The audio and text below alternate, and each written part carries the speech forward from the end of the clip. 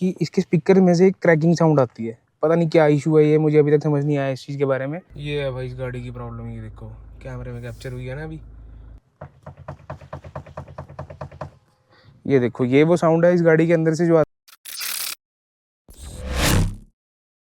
तो भाई फाइनली वो मोमेंट आ चुका है जिसका मुझे वेट था, आप सभी को वेट था, और जितने भी स्कॉर्पियन के लवर्स हैं, फैंस हैं, उन सभी को उस चीज़ का वेट था। और वो मोमेंट है महिंद्रा स्कॉर्पियन का फेसलिफ्ट। ये मेरे बैकग्राउंड में आप कार खड़ी देख रहे हो, ये 2025 का दिसंबर का वेरिएंट है, जो कि मैंने खुद परचेज़ करी थी मेरे छोटे भाई के लिए। और ये गाड़ी मैं अप्रॉक्स 3000 किलोमीटर के आसपास चला चुका हूँ। ये जो मेरे पीछे स्कॉर्पियन खड़ी है, ये 2025 दिसंबर का वेरिएंट है। और इस गाड़ी का जो वेरिएंट रहने वाला है वो scorpion Z8 selected diesel automatic का है। और ये गाड़ी रेयर व्हील ड्राइव आती है।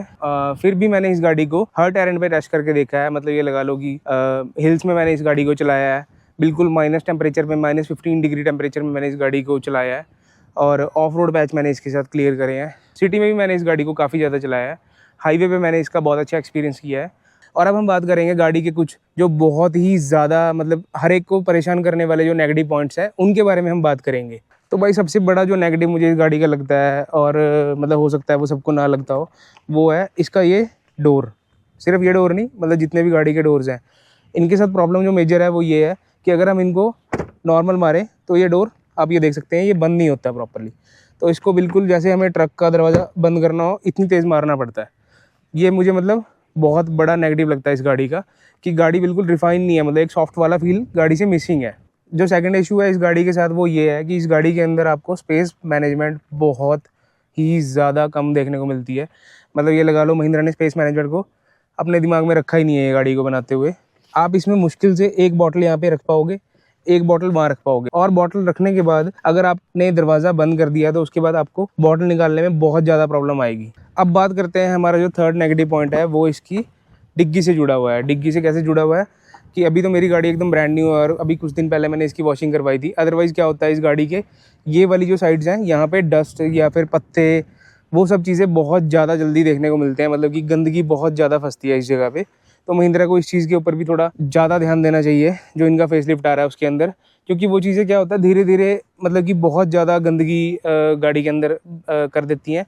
और ये जो प्लास्टिक पार्ट्स हैं ये बहुत जल्दी फेड होने शुरू हो जाते हैं। और जो सबसे ज़्यादा मेजर इशू है, जो बेसिकली ये प्रॉब्लम सबसे ज़्यादा उनको फेस करने को मिलती है जिनके पास गाड़ी टॉप मॉडल है।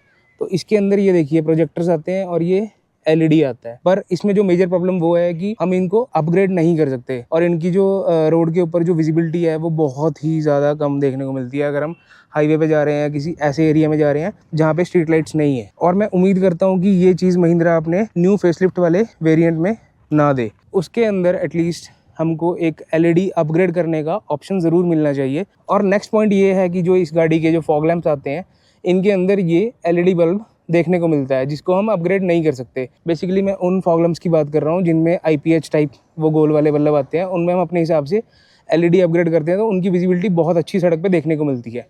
ऑप्शन इसमें भी आता है उस चीज़ का, बट उसके लिए हमें थर्ड पार्टी जाना पड़ता है। थर्ड पार्टी कैसे जाना पड़ता है, ये वाली जो ग्रिल आप देख रहे हैं ये पूरी ग्रिल कम्प्लीटली चेंज होती है और उसमें हमें ऑप्शन मिलते हैं, एक फॉग लैंप यहाँ लगता है, एक फॉग लैंप वहाँ लगता है। तो ऐसे उस चीज़ को हम मैनेज कर सकते हैं। बट वही बात आती है कि फिर उससे वारंटी वाइड होती है और वो बेसिकली सारा का सारा एक थर्ड पार्टी जुगाड़ है। और भाई जो इसका नेक्स्ट नेगेटिव पॉइंट निकलता है वो ये है कि इस गाड़ी के अंदर जो व्हील अलाइनमेंट की प्रॉब्लम है, वो प्रॉब्लम कैसे है, मतलब ये लगा लो मेरी गाड़ी के अंदर तो उतनी ज़्यादा प्रॉब्लम ये नहीं है, बट जितने इसके बेस वेरिएंट्स आते हैं जो मतलब जिनमें हाइड्रोलिक स्टीयरिंग आता है, उनमें वो प्रॉब्लम ज़्यादा फील होती है। और वो प्रॉब्लम आप मेरी जब मैंने अपनी गाड़ी के अंदर अलॉय चेंज करवाए थे उस वाले ब्लॉग के अंदर जाके देख सकते हो, मैंने उसमें क्लियरली वो चीज़ दिखाई है। जब गाड़ी मैंने ली थी, गाड़ी ये लगा लो आप 100 किलोमीटर्स भी मैंने मतलब नहीं चलाई थी, और गाड़ी का जो स्टीयरिंग है वो हल्का सा लेफ्ट साइड को जाने लगा था।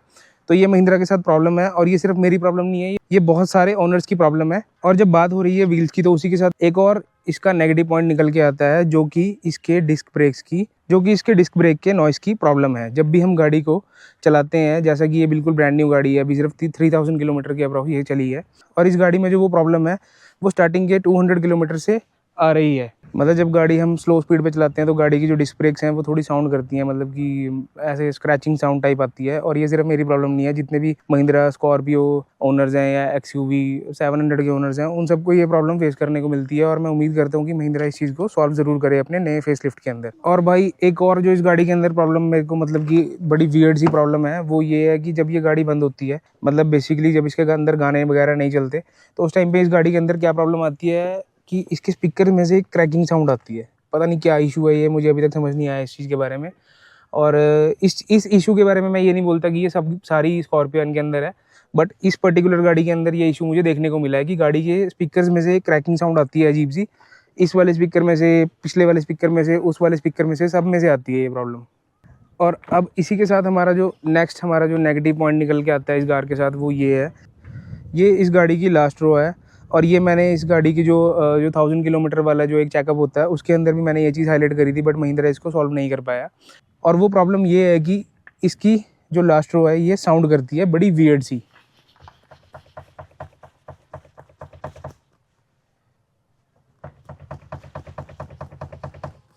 ये देखो, ये वो साउंड है इस गाड़ी के अंदर से जो आती है।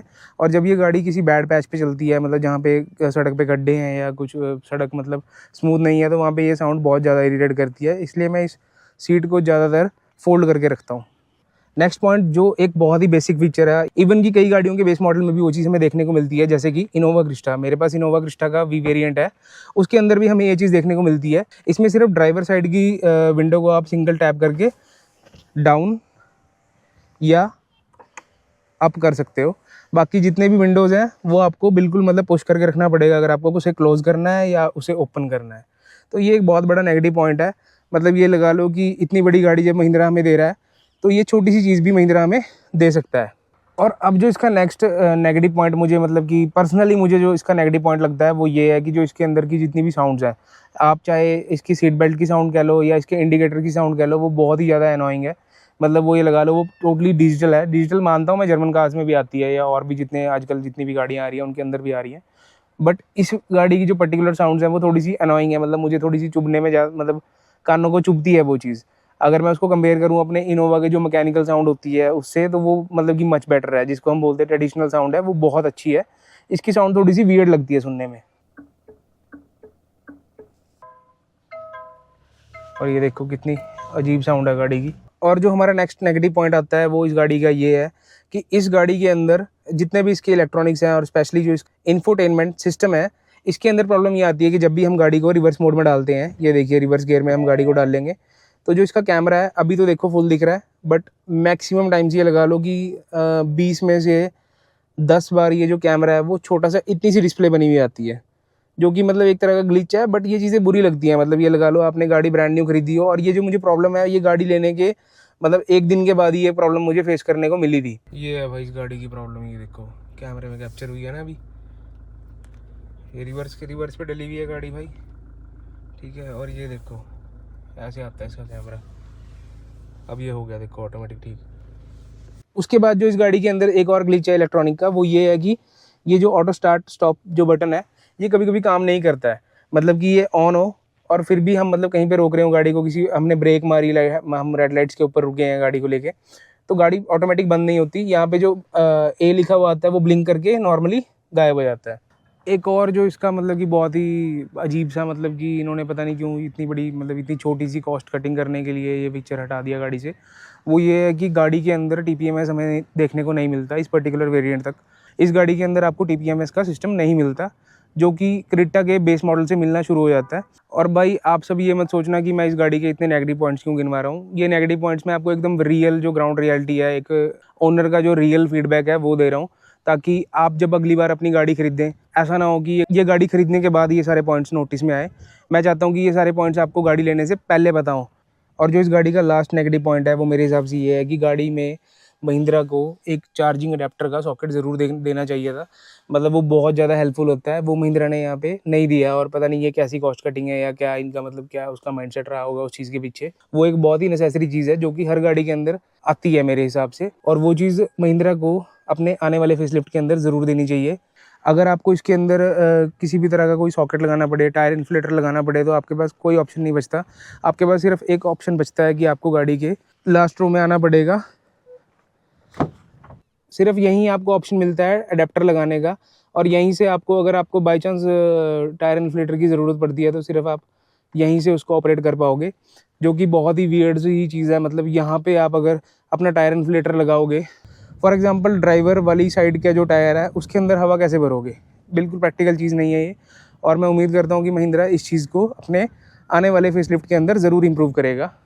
तो इन शॉर्ट अगर कहा जाए, ये वीडियो बनाने का जो मेन पर्पस है वो ये है कि मेरी जो कम्युनिटी है उनको इस चीज़ के बारे में क्लैरिटी मिले कि ये गाड़ी कितने सारे ड्रॉबैक्स के साथ आती है, और जो इसका फेसलिफ्ट आ रहा है उसमें हम महिंद्रा से किन किन चीज़ों के बारे में एक्सपेक्ट कर सकते हैं कि वो कहाँ कहाँ अपग्रेड्स हमें देंगे इन फ्यूचर। और अगर ये सारे जितने भी नेगेटिव पॉइंट्स हमने इसमें डिस्कस करे हैं, इनमें से अगर आप ये लगा लो इवन की 50% पॉइंट्स भी अगर महिंद्रा कंसिडर करता है और उनको रिजॉल्व करता है अपने न्यू फेसलिफ्ट के अंदर, तो वो गाड़ी मतलब बहुत ही सॉलिड प्रोडक्ट निकल के आएगा मेरे हिसाब से मार्केट में। और ऐसा भी हो सकता है कि आप सभी लोग कमेंट्स में ये चीज़ लिखें, या आप ये चीज़ को सोच रहे हो कि अगर ये नेगेटिव पॉइंट्स मुझे इस गाड़ी के बारे में पता थे तो उसके बाद भी मैंने ये गाड़ी क्यों ली। मेरा केस थोड़ा सा डिफरेंट था। मेरे घर में ऑलरेडी मेरे पास एक इनोवा क्रिस्टा है, जो इन सभी पॉइंट्स में मतलब कि उसके अंदर ऐसा कोई भी इशू नहीं है जो मैंने आज इस गाड़ी का आपके साथ डिस्कस किया है। और इनमें से कुछ नेगेटिव पॉइंट्स ऐसे थे जो मुझे नहीं पता थे, कुछ ऐसे हैं जो मुझे उस टाइम पे पता थे, उसके बाद भी मैंने ये गाड़ी ली। बेसिकली ये वीडियो उनके लिए सबसे ज़्यादा हेल्पफुल है जिनकी ये गाड़ी एक प्राइमरी कार रहने वाली है, या जिसे आप कह लो कि घर की एक फैमिली कार रहने वाली है। ये वीडियो उनके लिए स्पेशल बनाई गई है ताकि वो ये गाड़ी लेने के बाद इन सभी प्रॉब्लम्स को फेस ना करें। तो यहीं तक थी हमारी आज की वीडियो। अगर आपको वीडियो अच्छी लगी हो तो वीडियो को लाइक करें, शेयर करें, एंड हो सके तो हमारी कम्युनिटी ज्वाइन जरूर करें सब्सक्राइब का बटन दबा के। और मिलते हैं अगली वीडियो में, तब तक के लिए गुड बाय।